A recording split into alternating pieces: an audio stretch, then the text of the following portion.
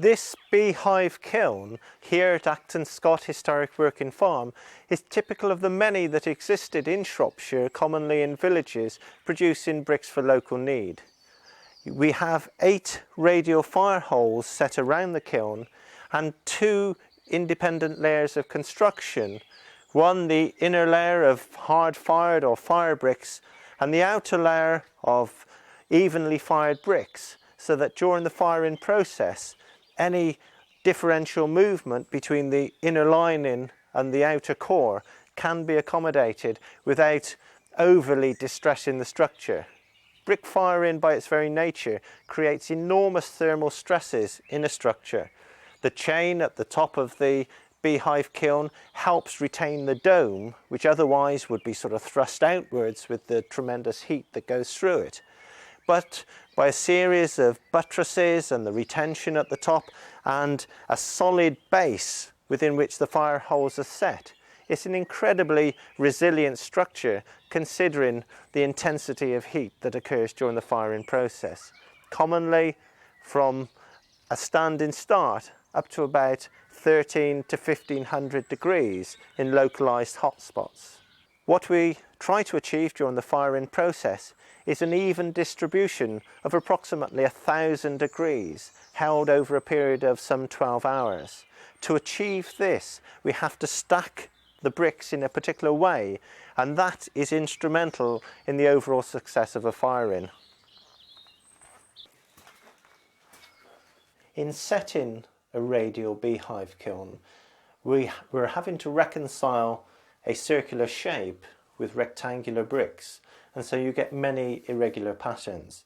However, the first principle is that we set these cheeses, in effect, which are between the fire holes, of fire bricks 2 layers high, which creates a lattice through which air from underneath the fire can come into the stack and be drawn up through the centre of the stack to the chimney, and so again distribute the heat evenly throughout the brick load.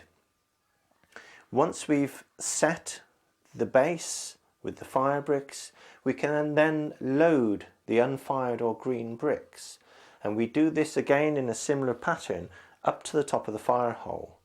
The bricks are stacked in a manner where they're stable, where you overlay one brick against another, and where you have these irregular voids created, we lace coal to help with the combustion process. Once we get above the fire hole, we're onto an even base. We then stack the bricks approximately a finger width apart, and where we have these irregular voids created by nature of the shape of the kiln, we fill those with coal, and so there's intermittent pockets of coal which again help to charge the firing process and help with the overall combustion. The stack itself is shaped so that it follows the kiln right up to the dome, and because we have the doorway through which a fire hole is created, we have to retreat during the stacking process, and that does leave an area at the top of the stack without bricks, but it's all part of the overall practice of firing a kiln of this shape. The firing of this brick kiln takes approximately 3 days and 3 nights.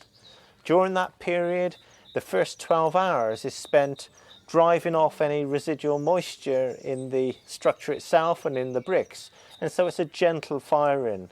After that, we charge the fires far more vigorously using a mixture of coal and wood, with the intention of bringing the temperature up some 15 degrees an hour.